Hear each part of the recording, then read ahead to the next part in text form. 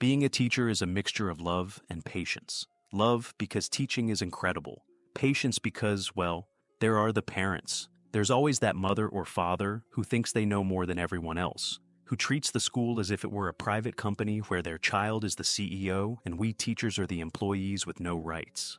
But among all the types of parents, there is a special one. The one who thinks that being gay automatically makes me a danger to children. That's exactly the type I had the displeasure of meeting. The day started as normal. I was marking exam papers in the teacher's room when a colleague told me that a mother wanted to speak to me. The phrase was accompanied by a "get ready" look. I went to reception, and there she was, with her arms crossed, her brow furrowed, and the classic air of superiority that only those who are absolutely sure they're right can carry. So you're the one teaching my son. It wasn't a question. It was an accusation. The principal, who was standing nearby, rolled her eyes before going back to pretending to read a piece of paper. She probably knew where this was going. I just nodded. The woman took a deep breath, as if she was about to announce a death sentence. I learned that you are attracted to the same gender. There you go, the big revelation. As if it were a national scandal, as if she had just discovered that I was hiding an illegal chemistry lab inside the classroom. I remained silent, waiting. I knew it would irritate her even more, because people like that expect a dramatic reaction. And I don't think it's right. It's nothing personal. But I don't think my son should be exposed to that kind of thing. Of course, the famous "it's nothing personal" just before saying the most offensive thing possible. And that's when she finished by saying that she wanted her son to change classes. She said it as if it were a reasonable request, as if I were some kind of biological risk that needed to be isolated from the children. The principal, who until then had been quiet, finally looked at the woman and crossed her arms, clearly waiting to see how far this insanity would go. Me? Well, I knew exactly what to do. I wasn't going to argue. I wasn't going to raise my voice. But I promised myself one thing. This woman was going to leave there regretting having opened her mouth. If this woman thought she could just march into school and demand that her son be removed from my class just because of my intimate orientation, then she was about to learn a lesson in public shaming. She continued to stand there with her arms crossed and her chin raised, waiting for me or the principal to simply accept her absurd request, as if it were a complaint about a teacher who does too much homework. The principal took a deep breath and looked at me, as if to say, "Do you want to answer, or should I finish her off now?" I smiled slightly and decided I wanted to have some fun. "So you want to change your son's class because of this?" I asked slowly, emphasizing the words well, just to make sure she understood the level of idiocy I was talking about. The woman cringed for a second, but then regained her poise. It's not that. It's just that I don't want him to be exposed to that kind of thing. That kind of thing? By now, the principal had leaned back in her chair with a little smile at the corner of her mouth, clearly interested in how the disaster would unfold.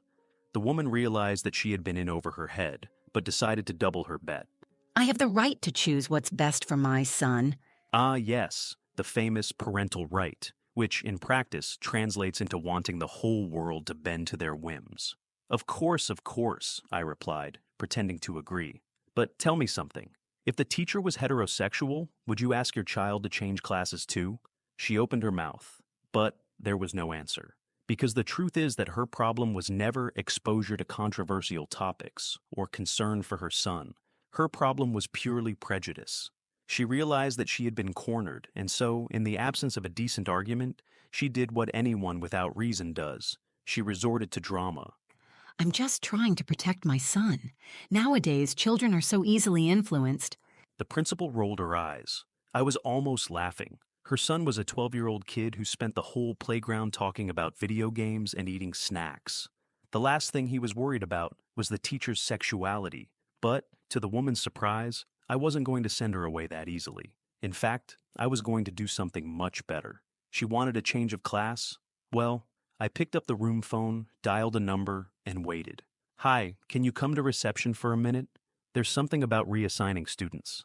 The woman smiled, thinking she had won. Little did she know that it was the pedagogical coordinator who was coming, and he wasn't going to let it go. If this woman thought she could turn me into the villain of her own fantasy, then she was in for a shock of reality. The coordinator arrived seriously, like someone who has seen it all and has zero patience for unnecessary drama. She, on the other hand, had already assumed the role of victim.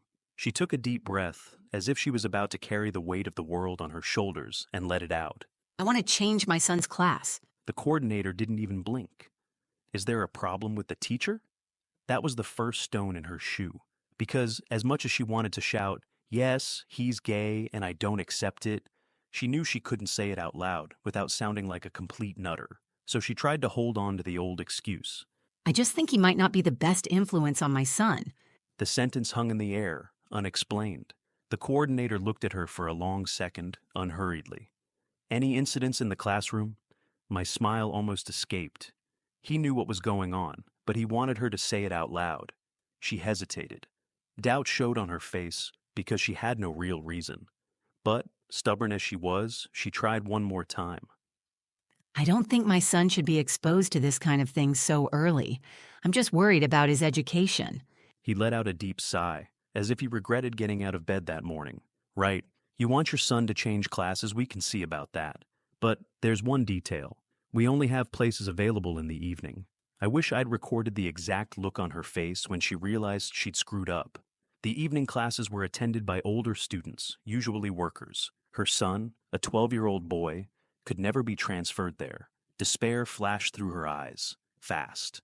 She looked at me, then at the coordinator, then at the principal, hoping that someone would save her from her own stupidity. And then, out of options, she let out the only thing she could say. Forget it. I'll sort it out another way. She turned her back and stormed out of the reception.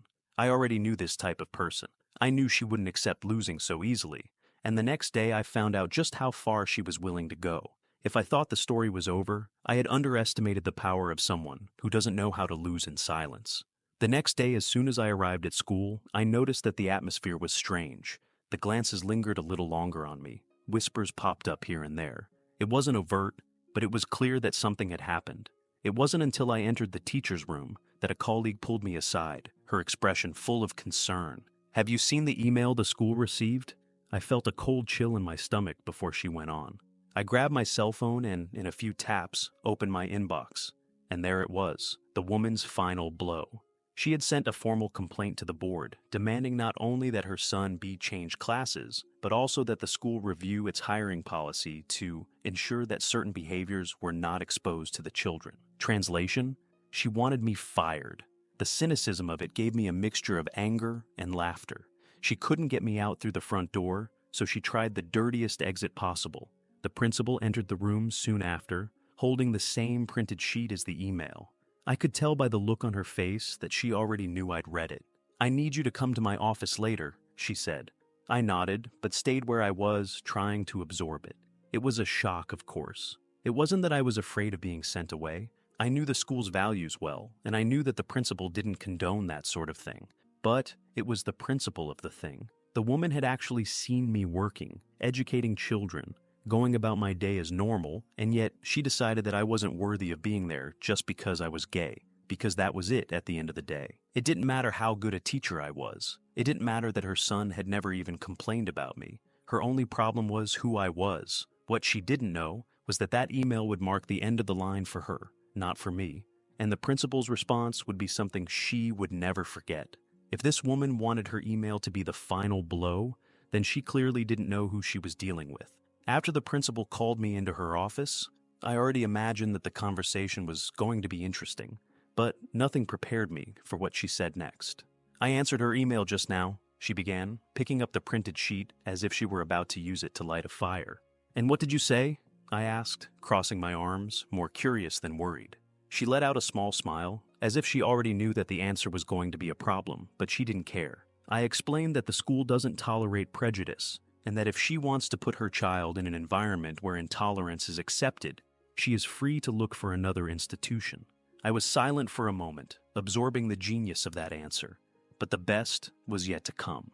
"And there's more," continued the principal, now leaning back in her chair. "I've forwarded her complaint to the school council and all the teachers. After all, if she's so proud of her opinion, she shouldn't mind everyone seeing it, right? That was a masterstroke. The woman thought she could attack me and get away with it, but now everyone knew what she was trying to do. 2 days later, the coordinator called me and confirmed that her son had been removed from the school, not because the school expelled him, but because she decided to remove him herself.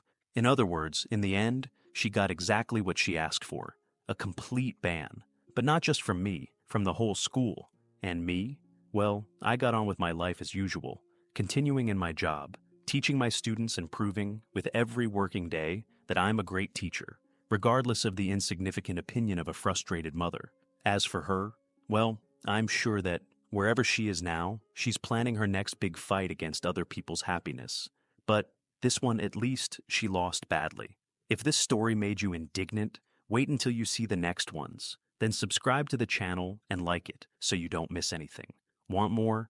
We've put together 2 videos you'll love. Click on the card on the screen and we'll see you in the next one.